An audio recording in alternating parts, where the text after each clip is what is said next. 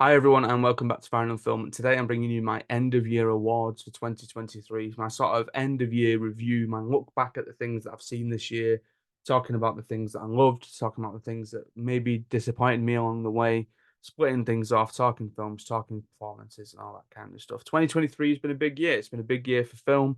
We had the huge cultural behemoth that was Barbenheimer early in the year. We have films crossing $1 billion left, right, and center. And personally, as well, it's been a big year. I've lost a bit of weight. We welcomed my daughter Ellie into the world, and there's been some lows as well, some stuff that I'm not necessarily going to get into here. But I think that's life. That's what we do. We live and we learn, and we have highs and we have lows, and it's about how we learn to come back from the lows and how we celebrate the highs and all that kind of stuff. And that's what I'm doing today. I am bringing you my celebration of the films of 2023, or at least the films that I saw. Now I'm in that weird period of time, like everybody is now. Currently, 29th of December, as this goes up, where it's that sort of between Christmas and New Year. I watched this morning what is probably going to be the last film that I'm going to see of 2023 releases, and that was The Creator, which is why I'm now going to do this video. I'm glad that I got around to The Creator. Creator was a film that I'm showing if people who have got me on social media watching this will have known that this was the film that I went to go and see in the cinema and I ended up walking out of because there was a guy in front of me on his phone who then started arguing with me when I asked him to turn his phone off. And I just thought, I do not have the time of day for this. So this week, I caught up with The Creator this morning, like I say. I also caught up with Past Lives and I caught up with Godzilla Minus One as well.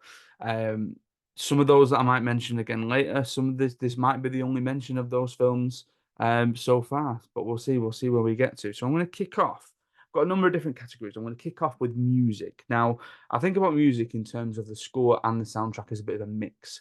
And some films have had some fantastic scores, things like Oppenheimer, for example, things like Past Lives as well, for example. But then some films really hit the nail on the head in terms of the choice of popular music, of songs, and the mix of score as well. So the five nominees in this category are Barbie, cultural behemoth that is, Guardians of the Galaxy Volume 3. If there's anything that Guardians does right, it is picking those songs. John Wick Chapter 4, Eye for an Eye, has become a massive earworm for me. Love Without Walls, and Spider-Man Across the Spider-Verse, that mix of score and soundtrack. My winner, personally for me, best music in a film this year, Love Without Walls. Now, Love Without Walls is a film that holds a very special place to me. In that I this year it was the film that I seem to champion every year with Manchester Film Festival. There's a film that I sort of get behind, and there's a film that I have seemed to whatever reason have a little bit more access to. And I was able to interview Karen Newman, the producer, and Niall McNamee, the one of the stars of the film. And Niall also wrote the music and performs the music in the film as well. And the soundtrack. Beforehand, I was able to listen to things like Step by Step and China in a Box because they were on Niall's EPs. But there was a song called "The Knowledge," and I spoke to Niall about this idea of the song and the knowledge being a play on his character's pursuit of being a London cabbie, and how his dad in the film would have done the knowledge and what the knowledge meant and all that kind of stuff. And the scene in the film where Niall sings the knowledge absolutely floored me. I remember saying to him after the film, after we were in the screening, that like I didn't expect it to hit me as much as it did, but it absolutely floored me. So first award of the Farrand Film Awards, if you will. Best music in a film from this year goes to Love Without Walls.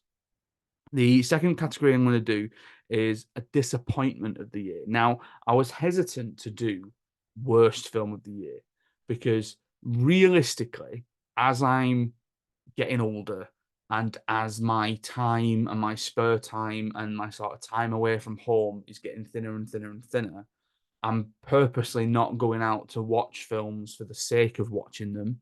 And I'm not going out to see films that people are going, oh, that might be rough. Are we sure we're going to watch this? In the past, when you're talking like university or college or whatever, I'd go and see everything under the sun. Now I'm very limited in what it is that I'm going to go and choose to go and see. So, disappointment 65 should have been much better. Ant-Man and the Wasp Quantumania, unfortunately, just didn't hit the right places for me.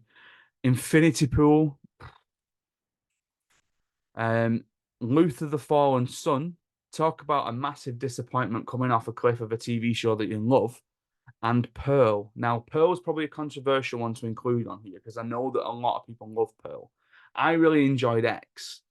Pearl for me was lacking, and I just didn't get on board with it. I think I'm looking forward to seeing what happens with Maxine, in the sort of third of the trilogy that Ty West is doing.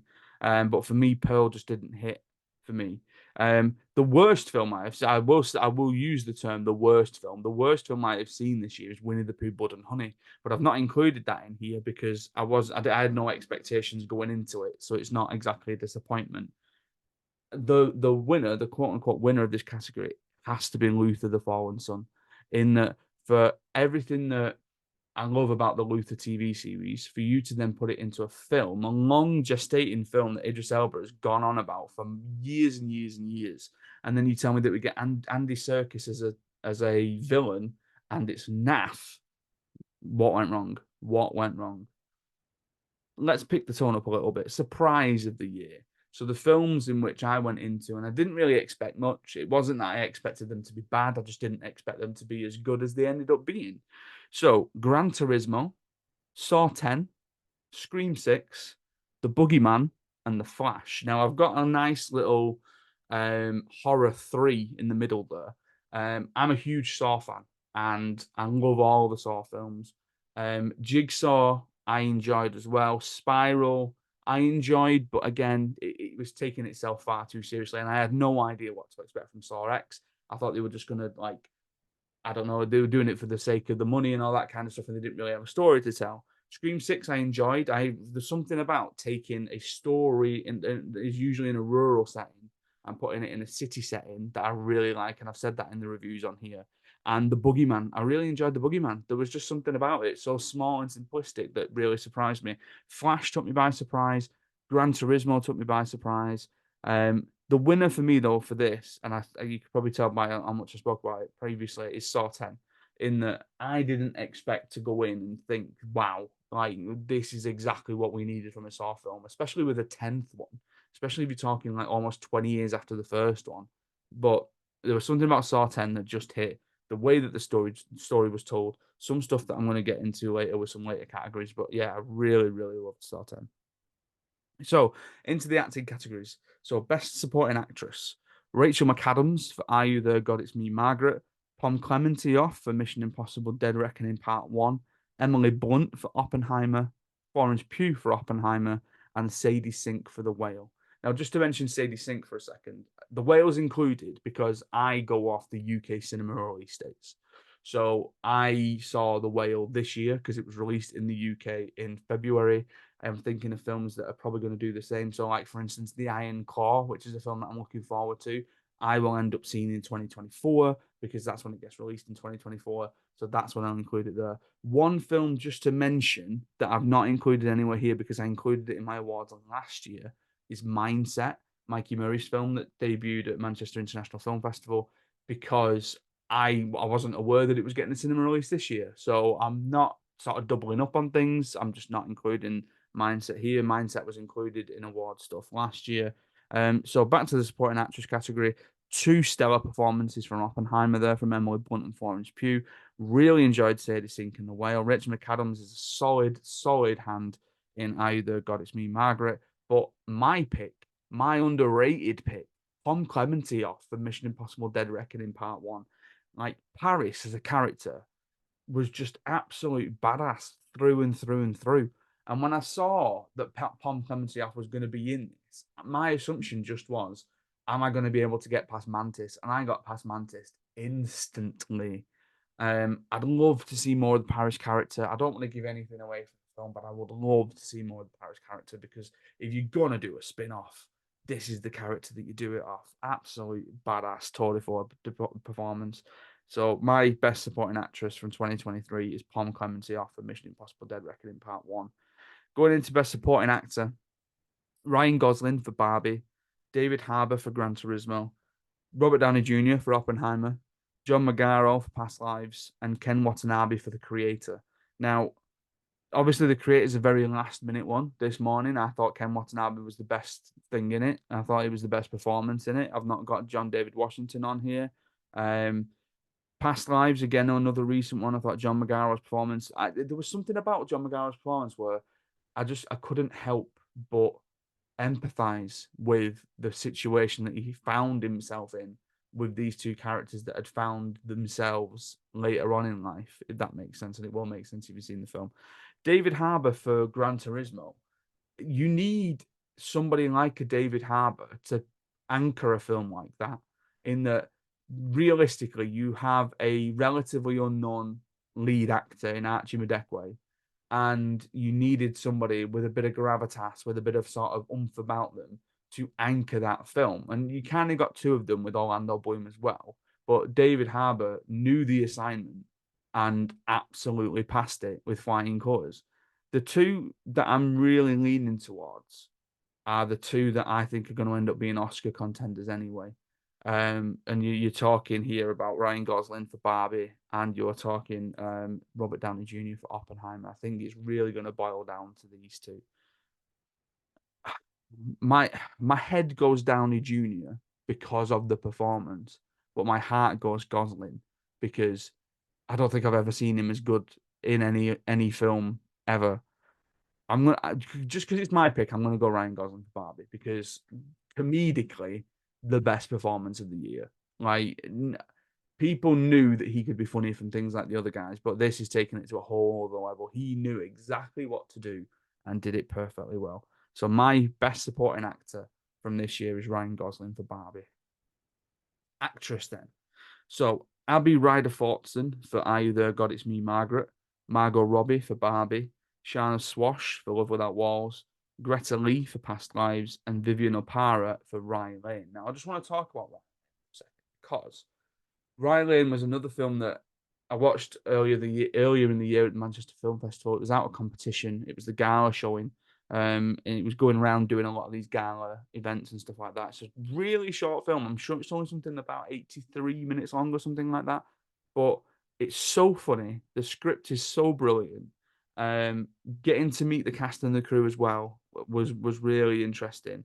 And it's one of these films that I hope, similar to Love Without Walls, I hope finds spot at the BAFTAs, because BAFTAs, as much as they go with the mainstream in terms of like Oscar and Golden Globe nominees for things like what will be like Oppenheimer and Barbie and stuff like that, the fact that they have things like debut director or best British film, I'm hoping that these two great British films, so Rye Lane and Love Without Walls, find their way into those spots there. Um, in terms of me picking my actress, there's so many fantastic performances in this. So obviously, Margot Robbie is great. Shanna Swash is great in Over That Walls. Abby Ryder Fortson, for a young actress, is fantastic. And I either got It's Me, Margaret. But the one that held the film together, and the one that maybe there's a bit of recency bias here, who I think is a shout for an actual Oscar, is Greta Lee for Past Lives. So I'm going to go Greta Lee for Past Lives. It's a stunning performance. Um, I'm familiar with Greta Lee from the morning show, and it's a completely different character, completely different performance. There's a lot of nuance to it. There's a lot of multifaceted emotion going on in this performance, and I thought she was absolutely fantastic in it. So my best actress 2023 is Greta Lee for Past Lives. Going into actor, you've got Niall McNamee for Love Without Walls, Cillian Murphy for Oppenheimer, Tobin Bell for Saw 10, Jorma Tomilu, I hope I'm saying that right, for Sisu, and Brendan Fraser for The Whale. Now, Brendan Fraser for The Whale, a lot has been said. He won the Oscar, did all that kind of stuff. An absolutely fantastic performance. I could have not included him in here. He's not winning it for me. Jorma Tomila for Sisu, just stunning performance in that film. Like Sisu was again another surprise hit, another surprise film. Felt like he needed some credit here. Niall McNamee for Love Without Walls sings in it, acts brilliantly in it. I would be biased if I was just giving it to Love Without Walls across the board. So Niall's being pipped to the post here. Apologies, Niall. Tobin Bell for Saw 10. Now I've included Tobin Bell for Saw 10 because under no certain terms did I think going into that film that I was gonna get a solid performance out of Tobin Bell. Not that he's not solid anyway, but this is like a really well acted performance. There's again there's so much nuance to it, and the fact that, and I suppose this is in the script and the direction as well. The fact that they managed to flip on the head that we are now empathizing with our traditional antagonist from these films, stunning, absolutely stunning performance. But nobody this year holds a candle to Cillian Murphy and Oppenheimer. Nobody, nobody. He is winning the Oscar. He is winning everything along the way. That is the performance of the year. I've seen Variety predict that Bradley Cooper is going to get it for Maestro. As much as I love Bradley Cooper and I want him to get something because he does everything for these films that he does and he gets nothing out of them. Cillian Murphy for Oppenheimer, just the sheer expression on his face from that last shot of the film. Oh my God, just absolutely stunning. So my actor 2023, Cillian Murphy for Oppenheimer. Screenplay, Greta Gerwig and Noah Baumbach for Barbie, Jane Gold for Love Without Walls, Christopher Nolan for Oppenheimer, Celine Song for Past Lives, Nathan Bryan,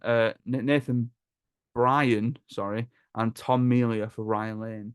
Now, I've already mentioned the Ryan Lane script. It was a great script, and I spoke to Tom afterwards and mentioned that I was a teacher, and he said, like, please show your students our film and all that kind of stuff. And it's something that I think film students should watch. Um, Oppenheimer, again, the script works because it's a Nolan script. It's the way that he's melded the narrative. It's the way that he's used time. It's the way that everything is a ticking bomb and all this kind of stuff. The Barbie script is so meta and succinct, and it's making a commentary on a number of different things on feminism, but also masculinity. And it's one that even when you go back to a film like that, you're still getting something new out of it. Celine Song for Past Lives, the script and the way that it's told, or the way that in a lot of cases it's not told, and that you're being shown certain things instead, is the key to that film being so successful. My pick is for Jane Gold for Love Without Walls, because just seeing that and seeing the sort of the embedding of the music, something that was really key early on in the development of the film, going through the film and going through the narrative, but then seeing the absolute turmoil that these characters go through, but the simplicity of the narrative in that you believe everything that they say. And I use simplicity as a word that almost sounds negative or as a criticism, but it's not, because those words have to be simplistic. Those conversations have to be simplistic. Otherwise, they're not believable. And you have to fundamentally believe everything that these characters are going through for their relationships to work and for the film to work. And it does that down to a T. But then there's a bit of a narrative rug pull towards the third act that I did not expect at all. And again, that comes down to having the emotion at the right time, plotting things in perfectly. And Jane did that with Love Without Walls. So my screenplay, my best screenplay of 2023 is Jane Go for Love Without Walls. Director, penultimate one, Greta Gerwig for Barbie, Jane Gull for Love Without Walls, Christopher Nolan for Oppenheimer, Celine Song for Past Lives, and Rain Allen Miller for Ryan Lane. Um, so very female heavy category, and I'm thrilled to say that it is, and that four of the best films that I've seen this year have been directed by women. And I hope that somewhere along the line in all these mainstream awards that actually gets echoed and showered out, and we're not going without these people in these award categories. Um, I am going to do the sort of basic middle-aged man thing though, and go with Christopher Nolan, purely because as much as I think Barbie works off its script and its performances and also its direction, and as much as I've just mentioned about the screenplay for Love Without Walls, I've already mentioned about Ryan Lane and Past Lives and stuff like that. Nolan, in terms of his direction of Oppenheimer, is that he has to consider again how the story is being told, how the narrative is being told, which he has done through the screenplay. But then he has to relive that and put that on screen. And if I'm being totally sort of transparent, I think that is a much more substantial job and a much more substantial success for him in that position than anything else. I think if we were going down the Oscar route and I was going to predict Oscars to you now, I think director goes to Nolan, but I think screenplay goes to Barbie, and I said that in the Golden Globes. So my favorite director 2023 goes to Christopher Nolan for Oppenheimer. Right, my top 10 films in the year, in no particular order, I suppose just alphabetical order. Barbie, Love Without Walls, Mission Impossible Dead Reckoning Part 1, Oppenheimer, Past Lives, Ryan Lane, Saw 10, Scream 6, Spider-Man Across the Spider-Verse, and Talk to Me. Now, I've not really mentioned Talk to Me. Talk to Me, was it a surprise? I expected it to be good because of a lot of the word of mouth about it. Really enjoyed it. Very, very effective horror film. A lot of the other films have come up already across the board. But my favorite film of the year is Oppenheimer. I've loved all of these films. I've loved them in different ways. Oppenheimer just blew me away. Seeing that in the IMAX. Mission Impossible: Dead Reckoning Part One, superb film. They know exactly what they're doing. They know the assignment and they hit it extremely well every time. I have such an affinity and soft spot for Love Without Walls and something that's going to carry on through. I'm actually hoping on that side soon to get the pull quote that they were so generous to do for me up on the wall. Past Lives I've already mentioned, Riley and Saw 10 screen. I like to think that I have a bit of a variety in my taste of films, in that there's a couple of horrors in there. There's fundamentally action films in there, you know. But for me, Oppenheimer was the sort of tippity top this year. So I'm just going to run you back through these winners. So Best Music, Love Without Walls. Disappointment, Luther the Fallen Son. Surprise, Saw 10. Supporting actress, Pom Clemente for Mission Impossible Dead Reckoning Part 1. Supporting actor, Ryan Gosling for Barbie. Actress, Greta Lee for Past Lives. Actor, Cillian Murphy for Oppenheimer. Screenplay, Jane Go for Love Without Walls. Director, Christopher Nolan for Oppenheimer. And film, Oppenheimer. So big winners there, Oppenheimer, two to go to Love Without Walls as well. I'm going to put like a bit of a graphic out as well on the socials, as it were. I did say that I've seen the last film of 2023 already that I'm going to see. A little bit of a lie, I suppose, in that I'm going to take Ruby on Monday to watch Wonka. So we might come on and do a review of that and let her talk a little bit about Wonka and all that nonsense. There's a lot of films coming out in 2024 that I'm looking forward to. I mentioned the Iron Claw before. There's a lot of films still from 2023 that I need to get around to. I still need to see The Killer and stuff like that. When I get the time to is another question. Thank you very much for listening. Thank you very much for watching. I hope you've enjoyed 2023 and let me know what your favorite film of 2023 was. We're going to record some top 10s next week. So we've got top 10 villains and top 10 trilogies coming your way as well, with the usual cohort and a couple of newbies as well. So I hope you're looking forward to that. I'm looking forward to recording them. By that point, I will have had my head shaved and my beard shaved, so I will not look as a sort of scruffy, is in between Christmas and New Year person as I do now. But thank you very much for watching again. Thank you very much for listening. Stay safe, look after each other. Happy New Year, and I will see you 2024.